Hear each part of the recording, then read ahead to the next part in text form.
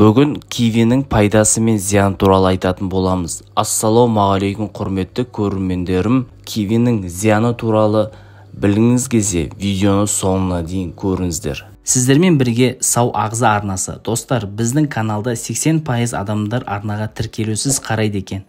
Егер сіз осы видеоны көріп отырсаңыз, арнаға тіркеліп, қолдау білдіріп, лайк басып, қоңыраушаны баса кетіңіз. Сіздің болмаша ғана оп-оңай әрекетіңіз бізді шабыттандырады. Кивидің артықшылықтарымен қатар қарсы көрсеткіштері де бар. Оның адам ағзасына пайдасы мен зияны қандай? Бұл жайлы бүгін айтатын боламыз. Киви бұл тек дәмді ғана емес, сонымен қатар денсаулығымызға керек нағыз пайдалы жеміс. Бұл жеміс киви құсының құрметіне осылай аталған. Киви дәрумендерге өте бай тропикалық жеміс. Оның құрамында жасұнық, калий, кальций, магний, лектин, фосфор, мырыш, темір, марганец, антиоксиданттар мен амин қышқылдары ағзаға өте пайдалы. Кивиді жиі тұтынатын болсаңыз, ағзаға инфекцияның таралуы тежеліп, иммунды жүйе нығайып, жүрек қан тамырлары ауруын алдын алып, ағзаның қатерлі ісікпен күресуі артып, жүйке жүйесін жақсартады екен. Басқа жемістерден айырмашылығы, киви консервілеген кезде еш бұзылмайды. Сондай-ақ жеміс Е дәруменіне өте бай. Біле білсеңіз, кивиді жеп қана қоймай, оны косметикаға негізінде пайдалануға да болады. Сонымен қатар бұл жемісті актидин аты зат бар. Ол ағзадағы ақуыздарды ыдыратуға көмектеседі.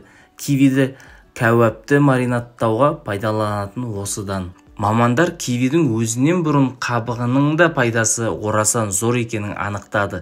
Себебі кивидің қабығында антиоксиданттар көп кездеседі. Ол терідегі натрий затын сыртқа шығаруға көмектесетін таптырмас құрал.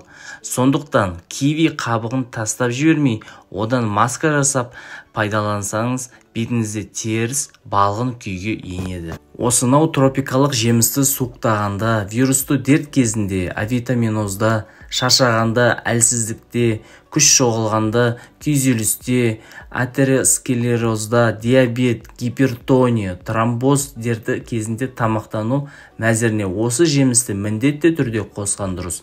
Дегенмен, осыншама пайдасы кивидің зияны тұстары да жоқ емес. Сондықтан да оның пайдаланған кезде асыра сілтеп жібермеңіз. Мәселен, жеміс құрамында С дәрумені тым көп болғандықтан аллергия беруі әбден мүмкін. Асқазан сөлі қышқылы жоғары адамдарға да пайдалануға болмайды. Іш өткізгіштік қасиеті болғандықтан диарея дертімен ауыратындар бұл жемістен бас тартқан жөн болмайды. Киви жемісін көп жеуге ісінуге, ал кейбір жағдайларда анафилаксияға әкелуі мүмкін. Сондай-ақ ісінуден бөлек кивиді көп мөлшерде тұтыну бөртпе, терінің қызаруы және ауыз қуысының шырышты қабығының тітіркеуіне әкелуі ықтимал. Кейде кивиді шамадан тыс қолдану тағамдық аллергия синдромы дамытады. Мұндай жағдайда адамның ерні, тілі мен шырышты қабаты ісініп, ауызда ауырсыну және қышу сезімі пайда болады. Киви көру қабілетін жақсартады.